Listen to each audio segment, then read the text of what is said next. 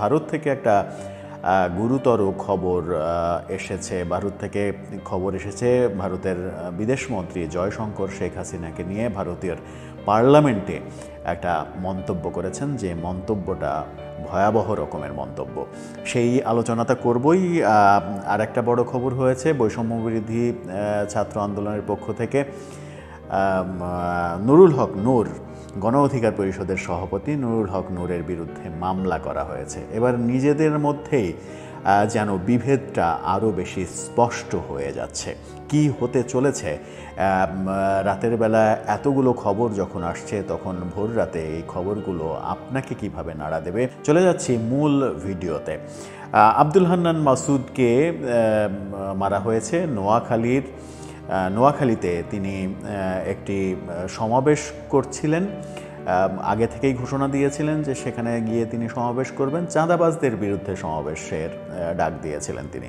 সেই সমাবেশটা বেশ কিছু ছাত্র জনতা জড়ো হয়েছিল, বেশ কিছু মানে বিশাল কিছু না, হয়তো 500-1000 ছাত্র জনতার ভিড় হয়েছিল। সেই আয়োজনের মধ্যেই কে বা কারা তাদেরকে আক্রমণ করে এবং ব্যাপক মারধর করে। একজন গুরুতর আহত হওয়ার ছবিও আমরা দেখেছি, রক্তাক্ত অবস্থায়। আব্দুল হান্নান মাসুদকেও মারধর করা হয়েছে, তার কপাল ফুলে গেছে, অনেক বেশি ফুলে গেছে, কপালের ডান পাশটা কেটেও গেছে। তারপরে ব্যান্ডেজ পরে রাতে আবার তাকে একটা জায়গায় বসে হাততালি দিয়ে স্লোগান দিতেও দেখা গেছে। তার মানে হাসপাতালে তাকে ভর্তি হতে হয়নি। এই অবস্থা যখন, অনেকে হাসপাতালে গিয়েছেন, বলা হচ্ছে যে 10-15 জনের বেশি আহত হয়েছেন। আব্দুল হান্নান মাসুদ তার ভেরিফাইড ফেসবুক পেজে এই ব্যাপারে একটা স্ট্যাটাস দিয়েছেন। সেই স্ট্যাটাসে তিনি দাবি করেছেন যে বিএনপি এই হামলা করেছে। বিএনপি কেন আব্দুল হান্নান মাসুদকে মারবে, সেই প্রশ্ন তো এসেই যায়। চাঁদাবাজদের বিরুদ্ধে সমাবেশ করলে, মানববন্ধন করলে বিএনপি কেন মারবে, সেই প্রশ্ন একটা বড় প্রশ্ন। তাহলে কি আব্দুল হান্নান মাসুদ এটা বোঝাতে চাচ্ছেন যে ওখানে চাঁদাবাজির কর্মকাণ্ডগুলো বিএনপি করত, তাদের হাতে ঘা লেগেছে, এই কারণে বিএনপি তার উপরে চড়াও হয়েছে? বিএনপি নানা কারণে চড়াও হতে পারে। যদি সেই কারণটা থাকে, সেটা যদি আব্দুল হান্নান মাসুদের অভিযোগ যদি সত্য হয়, তাহলে সেই সত্য উদ্ঘাটন করা উচিত। বিএনপিরও হাইকমান্ড থেকে সেই ব্যাপারে সত্যতা যাচাই করে যথাযথ পদক্ষেপ নেওয়া উচিত। এটা যেমন বলছি, তেমনি আবার এটাও সত্য যে বিএনপির সঙ্গে ছাত্র এই রাজনৈতিক দলটা এত বেশি দূরত্ব তৈরি করেছে, বিএনপি সম্পর্কে বাজে বাজে মন্তব্য করা। কদিন আগেই আমরা দেখলাম যে এই জাতীয় নাগরিক পার্টির প্রধান সমন্বয়ক, মুখ্য সমন্বয়ক নাসিরউদ্দিন পাটোয়ারি, সেই নাসিরউদ্দিন পাটোয়ারি বিএনপির প্রতিষ্ঠাতা জিয়াউর রহমান সম্পর্কে যাচ্ছে তাই বাজে মন্তব্য করেছেন, খুবই মানহানিকর মন্তব্য করেছেন। এরপরে বিএনপির লোকজন তার উপরে বেজায় খেপেছিল। বিএনপি সম্পর্কে বাজে মন্তব্য আরও অনেককেই করতে দেখা গেছে। বিএনপির সঙ্গে তাদের সম্পর্ক আরও বেশি দূরত্বের হয়েছে যখন তারা একপেশেভাবে সরকারকে নিয়ন্ত্রণ করতে চেয়েছে। বিএনপি তার বিরোধিতা করেছে। টকশোয়ে রুমিন ফারহানা, দুদু সহ অনেককেই দেখা গেছে যে এই ছাত্রদের বিভিন্ন কর্মকাণ্ড সম্পর্কে সমালোচনা করতে, এবং সমালোচনায় মুখর ছিল বিএনপি। নানা কারণে বিএনপির সঙ্গে তাদের দূরত্বটা তৈরি হয়েছে। সেই দূরত্বের কারণেই কি এই ঘটনা ঘটল? আর আব্দুল হান্নান মাসুদের এই অভিযোগটা সরাসরি বিশ্বাস করারই বা কোনো কারণ আছে কিনা, সেটাও একটা বড় প্রশ্ন। নাকি এমন ঘটনা ঘটলো যে তাদের মধ্যেই বিভিন্ন জায়গায় যেখানে যখন দেখা যাচ্ছে যে তাদের মধ্যেই বিভেদটা চরমে, তারা নানা রকমের বিভেদের মধ্যে রয়েছে। কদিন আগেই তাদের আহ্বায়ক নাহিদ ইসলাম বরিশালে গিয়ে তার সামনেই মারামারি হয়েছে, তাকে কোনো রকমে পুলিশ উদ্ধার করে ঢাকায় পাঠিয়ে দিয়েছে। এরকম ঘটনা কিন্তু বহু জায়গায় দেখেছি। আজকে গতকালকে সার্জিস আলম পঞ্চগড়ে সফর করেছেন, 100 গাড়ি নিয়ে শোডাউন করেছেন, বিমানে গেছেন, কিন্তু তিনি লোক জমায়েত করতে পারেননি। অর্থাৎ সেখানেও একটা বিভাজনের কারণে লোক জমায়েত করতে পারেননি, শুধুমাত্র 100 গাড়ি দেখিয়েছেন, এরকম অভিযোগও রয়েছে। নিজেদের মধ্যে অন্তর্কন্দলের কারণে এটা হলো কিনা, সেটাকে ঢাকতেই বিএনপিকে দোষ চাপানো হচ্ছে কিনা, সেই ব্যাপারেও নিশ্চয়ই খোঁজ খবর নেওয়া উচিত। যেটাই ঘটে থাকুক, যে কোনো ধরনের মব যে কোনো ধরনের ইনজাস্টিস কোনোভাবেই দেশে কাম্য নয়। যে মবতন্ত্র তারা এতদিন চালিয়েছে, সেই মবতন্ত্রের কবলে তারাই এখন পড়ছে। সারা দেশেই বিভিন্ন জায়গা থেকে ছাত্র সমন্বয়কদের গ্রেপ্তারের কথা আসছে, তারা আক্রান্ত হচ্ছেন সেই খবর আসছে, নানা খবরই আসছে। খবরগুলো তলিয়ে দেখা উচিত, সরকারও নিশ্চয়ই এই ব্যাপারে সচেতন হবে। তবে আব্দুল হান্নান মাসুদের এই আহত ছবিটা, আপনারাও ছবিটা দেখে নিতে পারেন। এই ছবিটা সামাজিক যোগাযোগ মাধ্যমে এরই মাঝে কিন্তু ভাইরাল হয়ে গেছে, সেটা নিয়ে ট্রলও হচ্ছে। যারা তার বিরোধী পক্ষ তারা সেটাকে নিয়ে নানাভাবে ট্রলও করছেন, সেই দৃশ্যও আমরা দেখেছি। এই কথা যখন বলছি তখন ভারতের পররাষ্ট্রমন্ত্রী, যাকে বিদেশমন্ত্রী বলা হয়, সেই প্রসঙ্গে একটু আসি, যে ভিডিওর সবথেকে আকর্ষণীয় অংশই বোধহয় এটা হবে। ভারতের বিদেশমন্ত্রী পার্লামেন্টে, সরাসরি পার্লামেন্টে এবার শেখ হাসিনা এবং শেখ হাসিনা সরকার নিয়ে মন্তব্য করলেন। ভারতের মতো এত বড় একটা রাষ্ট্রের বিদেশমন্ত্রী যখন এরকম মন্তব্য করেন তখন অনেক প্রশ্নই আসতে পারে। অনেক প্রশ্ন আনা নিশ্চয়ই আমার কাজ না।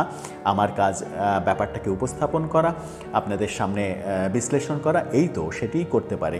পক্ষে বিপক্ষে অবস্থান সেটা আপনাদের দায়িত্ব, আপনারা কিভাবে ব্যাপারটাকে দেখবেন। ভারতের বিদেশমন্ত্রী তাদের পার্লামেন্টে সরাসরি বললেন, শেখ হাসিনাকে সহিংসভাবে উৎখাত করা হয়েছে। অর্থাৎ শেখ হাসিনাকে উৎখাত করা হয়েছে এবং সেই উৎখাত করতে সহিংসতার আশ্রয় নেওয়া হয়েছে।